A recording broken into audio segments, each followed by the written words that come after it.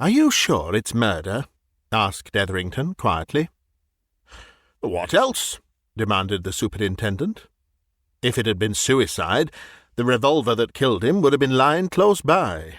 No, sir, it's murder, and we haven't the shadow of a clue."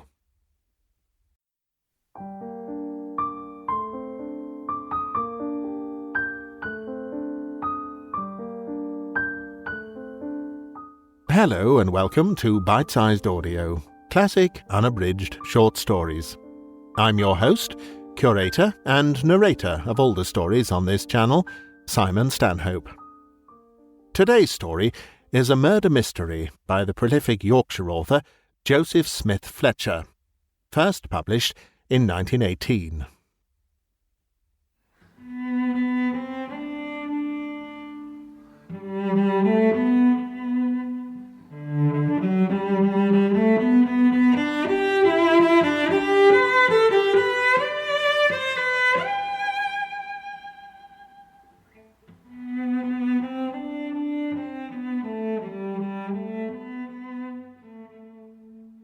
Blind Gap Moor by J.S. Fletcher.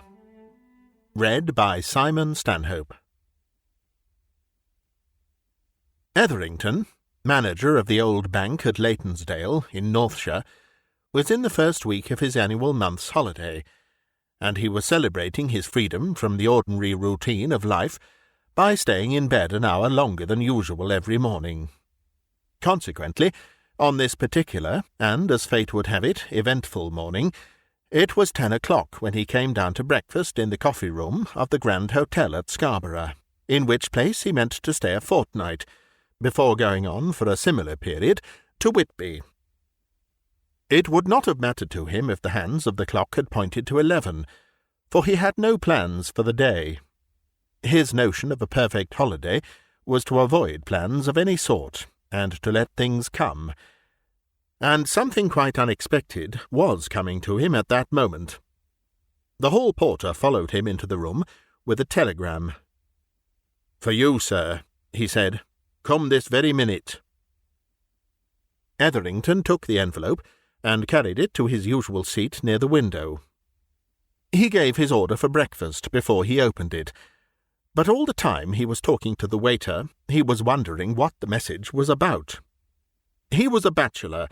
His mother and sister, who lived with him, were such excellent administrators that he scouted the idea of any domestic catastrophe. Neither of the two would have dreamed of bothering him for anything less than a fire or an explosion. His under-manager, Swale, was a thoroughly capable man, and all was in order at the bank, and likely to be so. Nor could he think of anyone who could have reason to wire him about business outside the bank affairs, nor about pleasure, nor about engagements. But just then the waiter retired, and Etherington opened the buff envelope, unfolded the flimsy sheet within, and read the message in one glance. "Swale found shot on Blind Gap Moor at 6 o'clock this morning. Believed to be a case of murder. Police would like you to return. Please wire time arrival. Lever." It was characteristic of Etherington, always a calm, self-possessed man, that he folded up the message, put it carefully in his pocket-book, and ate steadily through his substantial breakfast, before asking the waiter to get him a railway timetable. But he was thinking all the time he ate and drank. Murder? Who would wish to murder Swale? He mentally figured Swale, a quiet, inoffensive fellow of 30, who had been in the service of the Leytonsdale old bank ever since his school days, and had lived the life of a mouse. And what could have taken Swale, a man of fixed habits, to a wild, desolate spot like Blind Gap Moor, before 6 o'clock of a May morning? He knew Swale and his habits very well, and he had never heard that the sub-manager was fond of getting up to see the sunrise. And yet Blind Gap Moor was a good hour's walk from the town. Perhaps he had been shot during the night, or during the previous evening. In that case, what was he doing there? For Swale was not a fellow to take long country walks. He was a bookworm, a bit of a scribbler in an amateur fashion, given to writing essays and papers on the antiquities of the town, and he accordingly liked to spend his evenings and burn the midnight oil at home. Odd, the whole thing. But murder! That was a serious business, murder. Still, no one who ever knew Swale would ever have dreamed of connecting him with suicide. As for himself, he must act. He beckoned the head waiter to his side with a nod. "You'll have to get me my bill," he said. "I'm called home, unexpectedly. But first, a railway guide and a telegram form." It was a long journey across country to Leytonsdale, involving 3 changes and 2 tedious waitings for connections, and 5 o'clock had struck before Etherington got out of the branch train at the little station of his small market town. Lever, the junior clerk who had wired to him that morning, was awaiting him. Together they walked out into the road which led to the centre of the place. "Well?" asked Etherington, in his usual laconic fashion. "Anything fresh since morning?" "Nothing," replied Lever. "But the police are now certain it's a case of murder. They say there's no doubt about it." "Give me the facts," said the manager. "Bare facts." "One of Lord Selwater's gamekeepers found him," answered the clerk, "just before 6 this morning. He was lying dead near that cairn of stones on the top of Blind Gap Moor, shot through the heart. The doctors say he would die at once, and that he was shot at close quarters, and he'd been robbed." Etherington made a little sound which denoted incredulity. "Robbed?" he exclaimed. "Bless me! Why, what could Swale have on him that would make anybody go to the length of murder?" "His watch and chain were gone," began Lever, "and—" "Worth £3 at the outside," interrupted Etherington. "Yes, but he'd a lot of money on him," proceeded the clerk. "It turns out that for this last year or 2 he's collected the rents for those 2 farms up on the moor, Low Flats and Quarry Hill. He'd been there last night. Marshall, the farmer at Low Flats, says he paid him £56. Thompson at Quarry Hill paid him £48. So he'd have over £100 on him." "All missing?" asked the manager. "There wasn't anything on him but some coppers," replied Lever. "Watch, chain, purse, pocket-book, all gone. That ring that he used to wear was gone." "How had those men paid him?" asked Etherington. "Cheque or cash?" "Notes and gold," answered Lever. The manager walked on in silence for a while. Certainly this seemed like murder preceding robbery. "Do they suspect anybody?" he asked. Lever shook his head. "They haven't said so to me if they do," he replied. "The superintendent wants to see you at once." Etherington went straight to the police station. The superintendent shook his grizzled head at the sight of him. "Bad business this, Mr. Etherington," he said, as the manager sat down. "First murder case we've had in my 30 years' experience of this district." "Are you sure it's murder?" asked Etherington quietly. "What else?" demanded the superintendent. "If it had been suicide, the revolver that killed him would have been lying close by. No, sir, it's murder, and we haven't the shadow of a clue." "I've heard the main facts from our clerk, Lever," remarked Etherington. "Is there anything you haven't told him?" "There's precious little to tell, Mr. Etherington," answered the superintendent. "I've got at everything connected with his doings yesterday. He was at the bank all day, as usual. Nothing happened out of the common, according to your staff. He left the bank at 5 o'clock and went home to his lodgings. All was as usual there. His landlady says he had his dinner at 6 o'clock, just as usual. He went out at 7, didn't say anything. He called on Matthew Marshall at Low Flats Farm at 8:15. Marshall paid him half a year's rent. He was at James Thompson's at Quarry Hill just before 9. Thompson paid him half a year's rent too. He stopped talking a bit with Thompson, and left there about 9:20. Thompson walked out to his gate with him, and saw him strike across moor. It was getting darkish by that time, of course, but he saw him going towards that old cairn, near which he was found this morning. There was nought on him. He'd been robbed as well as murdered, sir." "How far," asked Etherington, "is this place where he was found from these 2 farms?" "A good mile from Quarry Hill, mile and a half from Low Flats," replied the superintendent. "Everything is very quiet on those moors at night," observed Etherington. "Did no one hear the sound of a shot?" "I thought of that, and inquired into it," answered the superintendent. "Nobody heard any shot. If somebody had heard a shot, you know, they'd only have thought it was one of Lord Selwater's keepers, shooting at something. But so far I've heard of nobody who noticed aught of that sort. You see, except those 2 farms, there isn't a house on that part of the moors." "There's Mr. Charlesworth's place, up above that cairn," suggested Etherington. "Aye, but it's over the brow of the hill," said the superintendent. "That'd prevent the sound being heard there. I called at Charlesworth's. They'd heard nothing." "Any suspicious characters about?" asked Etherington. "The men haven't heard of any," answered the superintendent. "There were some gipsies in the neighbourhood a fortnight ago, but they cleared out." "Poachers, now," suggested the manager. "There are men in this town who poach on those moors."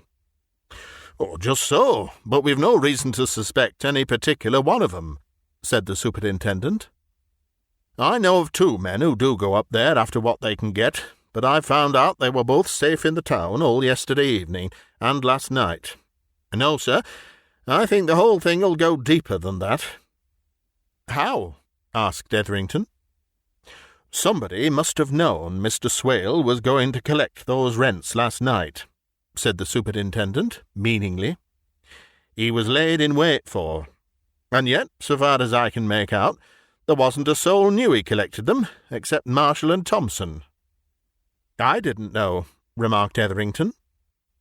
"Just so.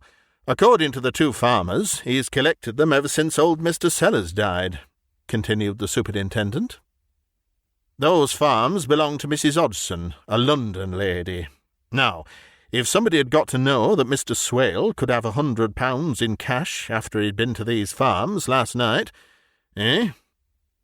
"Well, you don't suspect either of the 2 farmers?" asked the manager. The superintendent shook his head firmly. "Oh, no, sir. Both decent, honest, straightforward fellows," he replied. No, it's a deeper job than that, Mr. Etherington." Etherington rose to go. After all, in this particular matter, he could do nothing. "Of course there'll be an inquest?" he asked. "Tomorrow, at 10, answered the superintendent. "But beyond what I've told you, we've no evidence. It'll be a case of wilful murder against some person or persons unknown, you know, unless something comes out, and where it is to come from, I don't know." Nor did Etherington know, and he said so, and went away. And after he had dined with his mother and sister, and discussed with them the tragic affair which had interrupted his holiday, he took his walking-stick and set off out of town, to the scene of the murder. And there, in the gathering dusk, he met Charlesworth, the man who lived at an old house called Hill Rise, on the edge of the moor, well above the cairn near which Swale's body had been found. Etherington knew Charlesworth well. He was an old customer of the bank, a man who did a big trade in timber. He was evidently on his way home at that moment, and was glancing inquisitively at the cairn, when Etherington came up. "Nothing to see," he remarked, as the manager advanced. "They were looking for footmarks all day, but they found none. The grass is too close and wiry for that." "I didn't expect to see anything," said Etherington. "It's some years since I was up this way. I came now to look round, to try to make out how it was nobody heard that shot last night. I understand nothing was heard at your place." Charlesworth, a big, athletic man, turned and pointed to the top of the moor above him. "My place is just 3/4 of a mile over there," he answered. "There's all this rise between it and us, and a thickish belt of wood between, too. We couldn't hear a pistol shot from here. We heard nothing." "What about those farms?" asked the manager. Charlesworth pointed in another direction. "You can't see Low Flats," he said. "It's down in that hollow yonder, and you can only see a chimney at Quarry Hill. That's it, peeping up behind that line in the moor. They'd hear nothing. It's an easy thing to try, as I told the police. Whoever killed Swale selected a good place.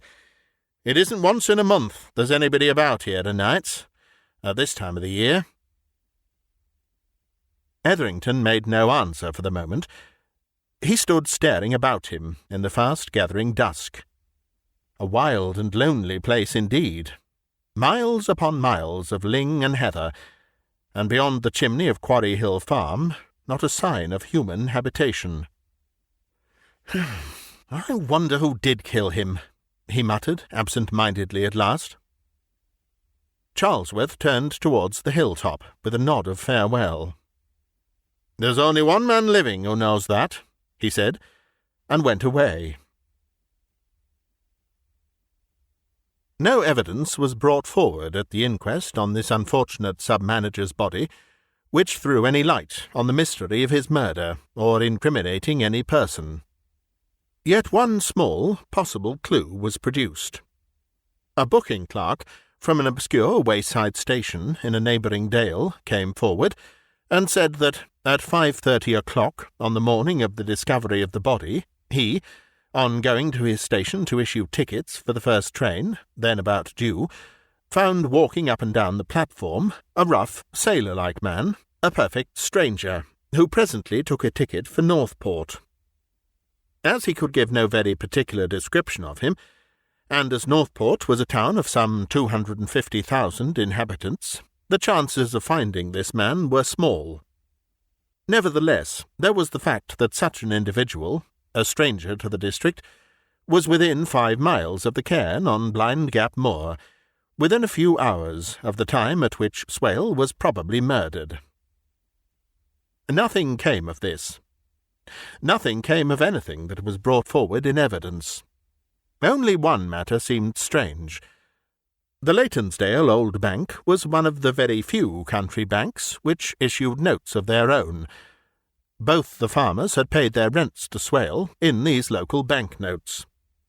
At the end of a month, none of these notes had reached the bank, where a careful lookout had been kept for them, each man having been able to furnish Etherington with particulars of their numbers. And the manager came to the conclusion that the thief-murderer was a man sharp enough to know that there would be danger in dealing with those notes, and was making himself content with the small amount of gold, and the watch, chain, and ring which he had secured, or was so much more sharp as to change notes at some far-off place, whence they would reach the bank slowly and at long intervals. 6 weeks passed, and one day Etherington, entering the bank after his luncheon hour, asked Lever, now promoted to the sub-managership, if anything had happened during his absence. "Nothing," replied Lever, "except that Mr. Charlesworth retired the first of those bills drawn on Folkingham and Greensedge. It was due next week. He said he'd take it up now, as he had cash of theirs in hand." "Well, that's the second time he's done that, isn't it?" asked Etherington, glancing at a memorandum which Lever put before him. "Third," answered Lever. "He retired one in April and one in January. We hold 3 more yet, 1 August, October, December." The manager made no further remark. He went into his own room and sat down to his desk. But he began to think, and his thoughts centred on a question. Why had Charlesworth got into a practice of taking up the bills of his drawn on Folkingham and Greensedge a few days before they were due for presentation? Why, as in the case of the last 3, did he come to the bank and retire them by paying cash, instead of following the usual course of having them presented on maturity to their acceptors. Once in a way this might have been done without remark, but it was becoming a practice. Charlesworth was a timber merchant in a biggish way of business.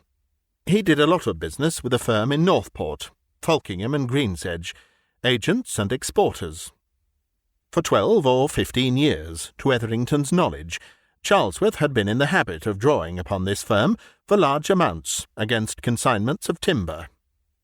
Up to about 6 months before this, the bills so drawn had always been allowed to mature and to be presented in due course for payment, which had always been prompt.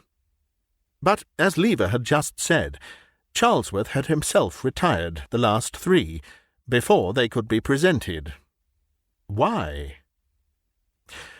That question began to bother Etherington. Why should a man bother himself to retire a bill which would fully mature in a week and would be promptly met?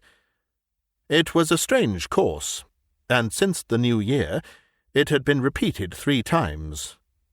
Again, why? Etherington waited until Lever had gone to his lunch. Then he possessed himself of certain books and documents.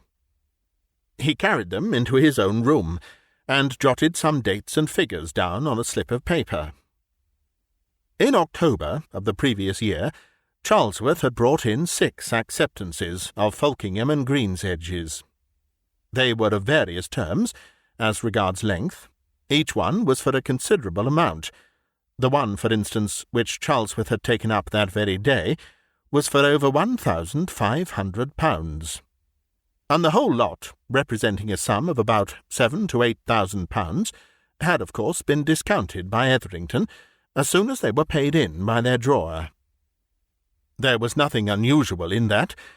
Etherington had been discounting similar acceptances, drawn by Charlesworth, accepted by Falkingham and Greensedge, for many years. What was unusual, and in the manager's opinion odd, was that mostly Charlesworth had taken up these bills before they became due.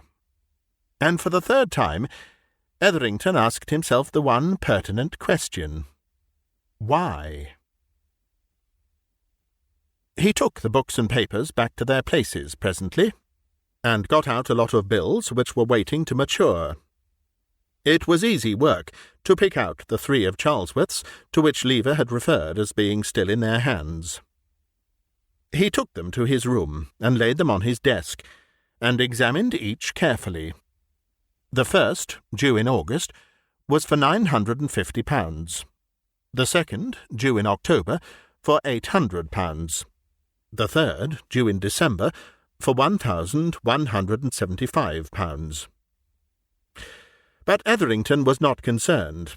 He was not even faintly interested in the amounts. What he was looking at was the signatures in each case.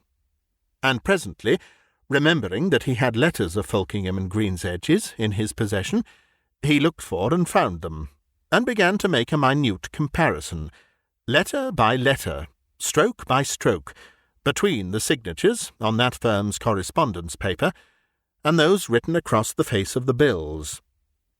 It was a close, meticulously close, examination that he made, first with the naked eye, secondly with the aid of a magnifying glass. And, though he was no expert in calligraphy, he came to the conclusion, at the end of 10 minutes' careful inspection, that the signatures of Falkingham and Greensedge had, in each case, been carefully forged. Etherington remained looking at those oblong slips of blue stamped paper for a long time. Then he put them, folded, into an envelope, in his pocket-book, and when Lever came back, he went out to him. "I must leave earlier than usual," he remarked. "There's nothing that needs my attention, I think. See that all's right, and be here at 9 sharp in the morning, Lever. I want to see you then." He walked quickly away to his own house, made ready for a short journey, and set off. It was only a 2 hours' run to Northport, and he must go there at once.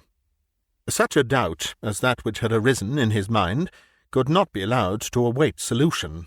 He must settle it. If he was right in his belief that he had discovered a forgery, what might not arise out of it? The Green's Edge, who had given part of its name to the firm with which Charlesworth did such extensive business, had been dead some years. So had the original Folkingham. There was no Green's Edge now. The entire business belonged to one Stephen Folkingham, a middle-aged man, who kept up the old style of the firm, in spite of the fact that he was now its sole proprietor. When Etherington arrived at his office in the famous shipping town, Stephen Folkingham had gone home. The bank manager followed him to his house outside the town, and was presently closeted with him in private.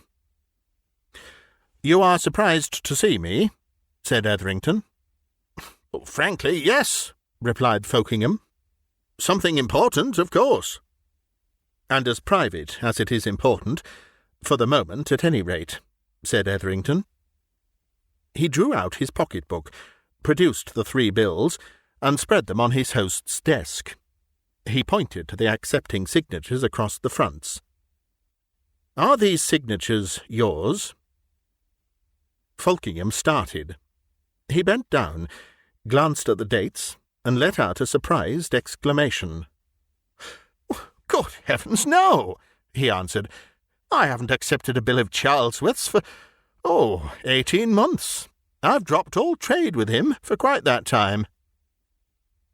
"Then those signatures, to be plain, are forged," said the manager. Folkingham shrugged his shoulders. "So far as I'm concerned, yes," he replied. "I know nothing whatever about them. Nothing. I've dropped that particular line of trade some time ago. You don't mean to say that Charlesworth—" Etherington sat down and told Folkingham all about it. There had been 6 bills. 3 had been retired. Probably the other 3 would have been similarly retired. And nobody would have known of the forgery. The 2 men stared at each other when the story came to an end. Each was thinking. But Etherington was thinking of something that was not in the other man's thoughts. Something worse than forgery. "What's to be done?" asked Folkingham at last. "Or, rather, what do you intend to do?" "I should be greatly obliged to you if you'd come over to Leytonsdale in the morning," answered the manager. "He must be confronted, and your denial to his face is precisely what I do want." "All right," agreed Folkingham, after thinking this proposal over. "I'll be with you by noon. Now, stop and have some dinner. You can get a train back at 8:30. Dear, dear, this is extraordinary. What on earth's behind it?" Etherington did not discuss that. He was still thinking of his other idea. He thought of it all the way home in the train. He thought of it during the night. He was thinking of it at 9 o'clock next morning, when he went to the bank and found Lever there, and took him into his private room. "Lever," he said, "you remember that last day that Swale was alive. Just stir your memory. Can you remember anything special that he did here? Anything relating to bank business? Think." Lever, a somewhat slow-going young man, thought for some time before he replied. "I can't think of anything, except that during the afternoon he got all the acceptances out and went through them," he answered. "There was nothing else, I'm sure, out of the ordinary." "Did he make any remark to you about any of those acceptances?" asked Etherington. "No," replied Lever. "None." Etherington nodded, intimating that he had no more to ask.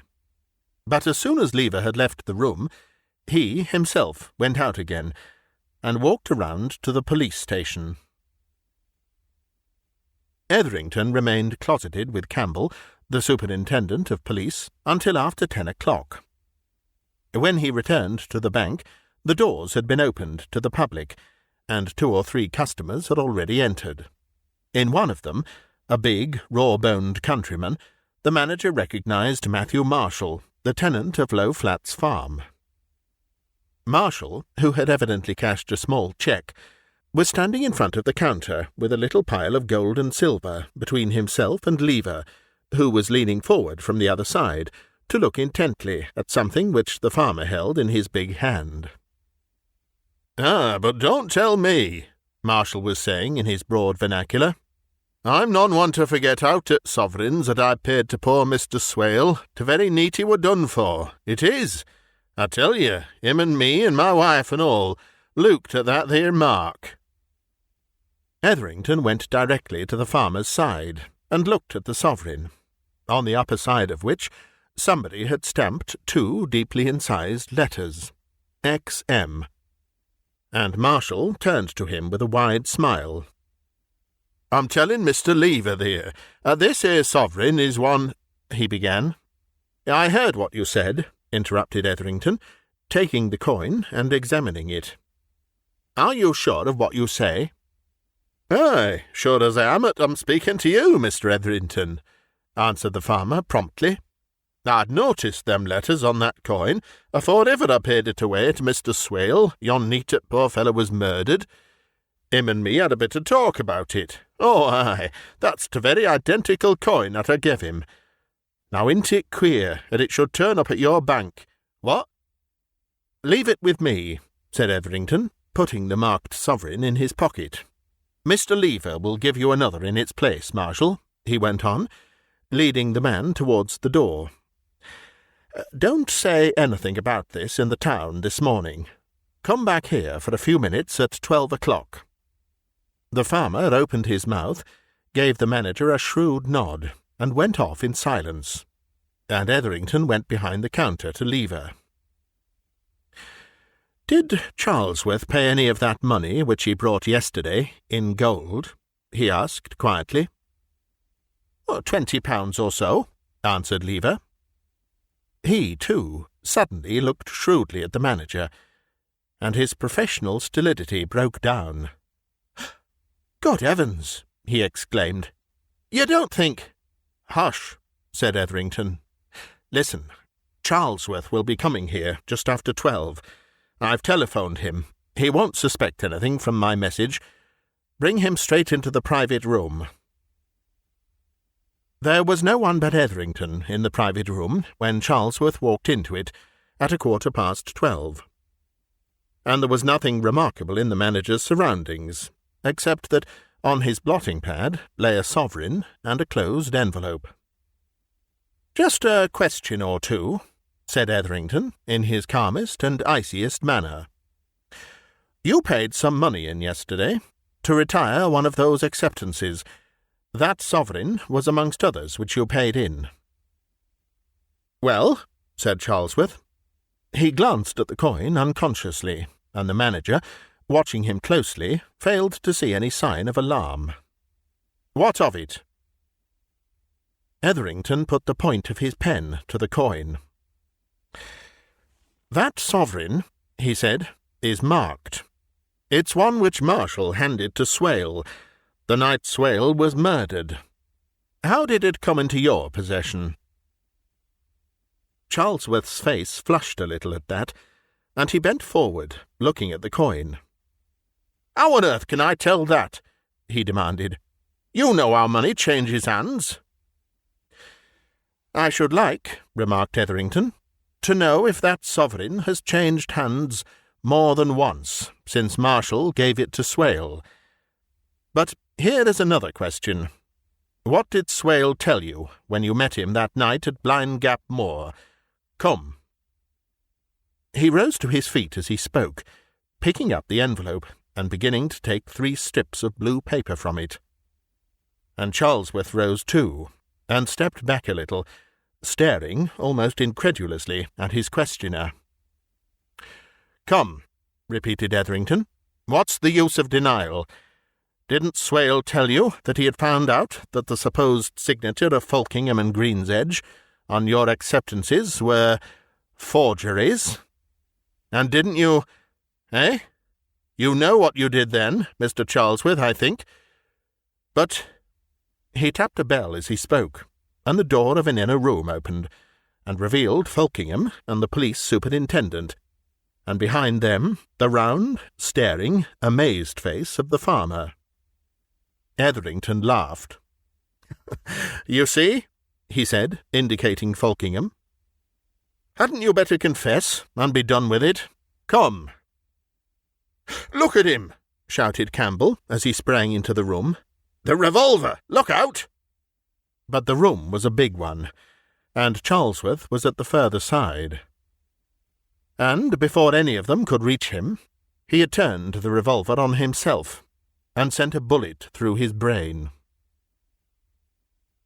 Etherington made a little, half-articulate sound of vexation. "I hurried him too much," he muttered. "But then I never thought he'd do that." He turned to the startled superintendent. "Get him taken away, will you?" he said quietly. "The affair is over."